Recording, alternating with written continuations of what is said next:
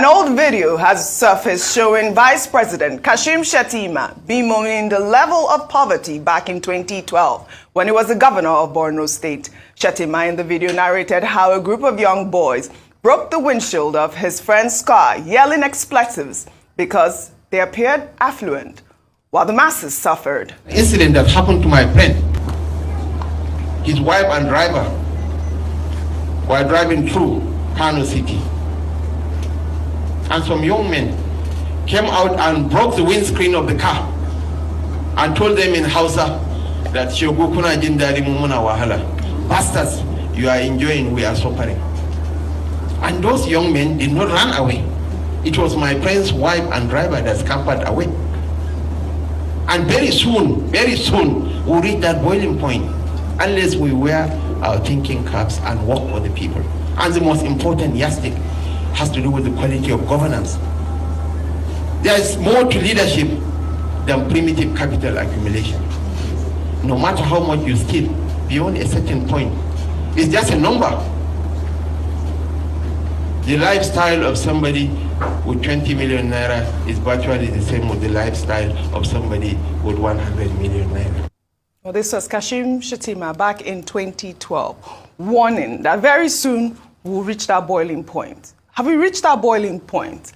I'll ask you, because a report by Global Rights, an international civil society organization, revealed that since President TINUBU became president in June 2023, at least 2,423 Nigerians have been killed and no less than 1,872 people abducted in various attacks across the country. Well, Akin Rotimi, the spokesperson of the House of Representatives on Tuesday, burst into tears while debating the nation's insecurity on the floor of the Green Chamber. The lawmaker who represents Ikole Oye, federal constituency of Ekiti, was moving a motion concerning the killing of 2 monarchs in the state. January 29, 2024, these criminals carried out a dastardly attack in the Okeako area.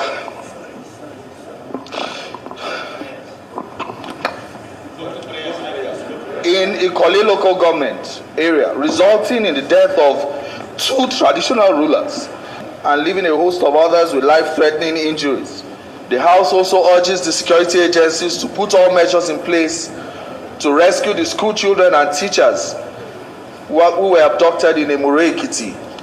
The House also mandates the House Committee on Legislative Compliance to ensure compliance and report back to the House. So I so move, Mr. Speaker. My heart goes out to those family members and the monarchs that died in Ekiti State. This is horrific. I mean, you heard that statistics I read out, over 1,800 people abducted in 8 months. I'll ask the question Kashim Shatima posed back in 2012. Have we reached the tipping point, Rufai? As at that time you posed the question, years before we had reached the tipping point. So the tipping point is not now. It had happened long ago. Let me hazard a guess. Even years before 2012. Nigeria has always reached the tipping point. But it's a miracle the way we still stay together. Because with this level of bad leadership, oh my God. Nigeria, in agricultural parlance, we call some animals trypanotolerant. Because they are highly tolerant to trypanosomiasis caused by tsetse fly, which some people like to call tise fly. The tsetse fly. So if I'm to say Nigeria is like an animal, we say Nigeria is highly trypanotolerant. Yeah. Because of the level of things that have gone under. I was talking about the report done in the 80s here after the riots, the Sini riots, that talked about the fact that if we don't stop the problems we have as regards the economy, insecurity, joblessness, the country was going to tip over. And now we have it. When he was saying that, the scourge of Boko Haram had just started. Yes. What escalated if the killing of Muhammad Yusuf had just started. Until today, we are steadily doing 20 years of unabated banditry. Prior to that time in the 90s, we've had constant killings in areas like Jos and the likes. due to inter-ethnic squabbles and things like that. And now we're having a new face of violence, which is the violence of the hungry stomach. Dr. Abati, we call it the pandemic of the empty pocket. Pockets are so empty. The irony is there's so much money in circulation, but the pockets are so empty because of the mammoth level of corruption.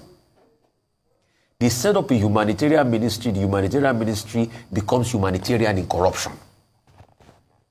Till today, we've not heard the last of the minister's case, and even the SCPI woman.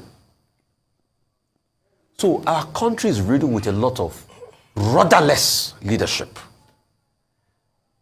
People are kidnapped in Ekiti. All sorts is happening. The president is on private visits. How reflective of the nature of leadership we have in our country. We are a country that is constantly at a standstill. Nigeria has become the killing fields. When you see the killing ratio is akin to things happening in Gaza.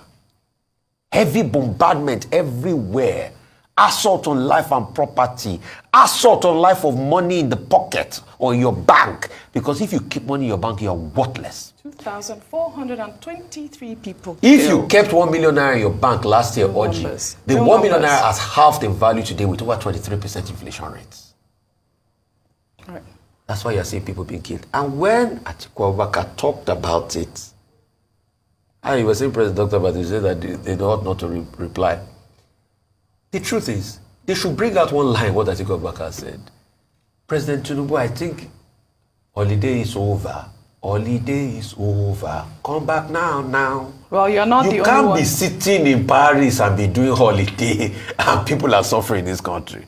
President TINUBU, holiday is over. Holiday is over. Come back now to fix the problems on ground. Well, that's all we'll say.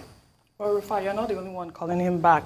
Nigeria's former Vice President, Atiku Abubakar, has asked President Bola Ahmed Tinubu to step aside from office if the shoes are too big. Atiku accused Tinubu of fiddling with Nigeria in the face of worsening insecurity. His tweet reads, Tinubu is playing fiddle while Nigeria is drowning in the ocean of insecurity. To imagine that the commander-in-chief is on a so-called private visit while kidnappers kill a nursing mother and grandmother in Abuja for failing to pay 90 million naira ransom and 2 monarchs in Ekiti, among other regular tragedies besetting Nigerians. If the shoes are too big for Emilokan, he should step aside. Nigeria does not need another terrorist-in-chief. The country needs 247 leadership to confront the pervasive insecurity and collapsing economy. Well, the special advisor to the president on information and strategy, Bayo Ononuga, in reacting to Atiku's statement, said Atiku is nursing the hangover of his electoral defeat, adding that the former vice president now latches onto any issue to attack President Tinubu. His tweet reads in part, Alhaji Atiku Abubakar's statement accusing President Bola Ahmed Tinubu of fiddling amidst some security and economic challenges is, to say the least, reckless. President Tinubu did not travel without informing Nigerians of his whereabouts. He announced a private visit to France and announced a return date. While in France, President Tinubu has been following developments at home and he is on top of the situation in the country. He is in constant touch with his officials and security chiefs and has directed them to stamp out every form of criminality in the country. Just last week, President Tinubu approved 50 billion naira as special fund to address some of the lingering security challenges in Northeast, where Alhaji Atiku hails from, to cope with kidnapping challenges in the FCT. President Tinubu also approved funds for the acquisition of equipment to track criminals. If Alhaji Atiku is really concerned about security issues and not playing cheap politics, he should have known that President Tinubu is on top of issues and working hard to restore peace to every part of our country. In the meantime, senior advocate of Nigeria, Femi FALANA, has faulted President Bola Ahmed Tinubu over his trip to France. FALANA, in an interview on Sunday, said Tinubu's visit to France is embarrassing to Nigeria, especially as the French government has not recognized his presence. FALANA gave an example of how friends recognized the private visit of late Afrobeat legend Fela Anikulapo Kuti at the invitation of former President Francois Mitterrand, and wondered why Nigerian president would travel to the same country for the same purpose and not get an official recognition. FALANA hoped that it will be the last time that a president of Nigeria will expose the country to embarrassment and ridicule by going to a country where his presence is not recognized. The human rights activist went on to state that there is no provision in the Constitution for a private visit by the president, and so TINUBU cannot proceed on a private visit and still be running the country. I mean, he's the senior advocate of Nigeria. I remember when we took this story, Dr. Ruben Abati had said that, the president was entitled to a private visit. And now we are hearing, the senior advocate of Nigeria saying that TINUBU should not be going, no provision for that in the Constitution. All right. So this is very sad, OJ, because the moving video by Honorable Rotimi where he was crying, when a grown man begins to cry in public, unable to control himself because of the state of insecurity, then take that to the cries of the mothers and fathers whose children are currently in kidnappers' den, and the only thing they did wrong was to go to school, where their boss was cornered by kidnappers and they were apprehended, and now their parents are being asked to raise 100 million naira. From where? Now bring that into the mix of all this happening, and then the president of the country, who is the chief security officer, is on a private visit to France. Now anything can constitute a private visit. He's entitled to holidays. He's entitled to leave. The fact that he's the president doesn't mean he's not allowed to travel. However, when your house is on fire, you cannot be on a private visit. It is almost unheard of.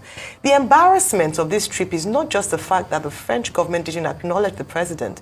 The ridicule, and by ridicule in this sense, is how ridiculous it is. And the embarrassment is that there's so much going wrong with insecurity in Nigeria. Absolutely. And the president has not deemed it fit to cut short his trip.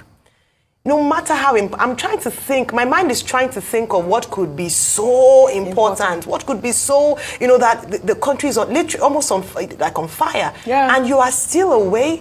Any leader, any president, and that's why I'm saying we must elevate our leadership, because people are giving excuses. When I read Mr. Bayo Ononuga's tweet, with all due respect, I thought this job must be very difficult. How can you come up with statements to defend the indefensible? And then you come up with saying, no, he gave 50 billion naira to the Northeast. Special fund. To Atiku's place. Is Atiku the president? It shouldn't be. That's why I said earlier that there shouldn't have been no response. Instead, what Nigerians want, not responses, not going back and forth. Let's not politicize this. These are real lives being affected. These are children dying or being abducted. I mean, they've died. 2 children. Unfortunately lost their lives. The response Nigerians want right now, action. That's it. No statement. Action. They're launching this initial intervention that, but it's not. I mean, it's too early to call, but it's obviously not deterring these criminals. In fact, they become more brazen, so that they've started to attack traditional leaders and prominent persons. No life is more important than any other person, by the way. But just that when this happens, then there's a huge cry, and then we're going to attack. We're going to control. But rather than having phone calls, because Governor Ibanji said that the president called him for 1 hour to commiserate and talk about the issues, rather than having virtual meetings, why is the president not cutting short this all-important private visit? You can't imagine this happening anywhere else. And that's what I'm saying. We must not begin to make the abnormal normal and make excuses for what should not be heard of and be saying that, it's justifiable because he's still meeting with people, from afar. Then going back to the vice president's statement. In 2012, the dollar was less than 200. The naira was less than 200 naira to a dollar. Inflation rate in 2012, when he was complaining, was 12.9%. In 2024, under his own administration, inflation rate is more than double what it was in 2012 when he was complaining. The dollar rate is more than almost 5 times, more than 10 times of what it was at the time. So what shall we say to these things? Because it means that it's an admittance of failure on the part of this administration to be unable. You might say, oh, give them 1 more year, it's too early, but they knew what they were getting into. And President TINUBU himself said it, that no one should give him any easy passage because he understands the bulk of the work he's coming to inherit and the problems he's coming to inherit. But the first thing is, let's get those children out, let's secure lives and properties, and then we can begin to talk about other things. Well said, Ayo. In the meantime,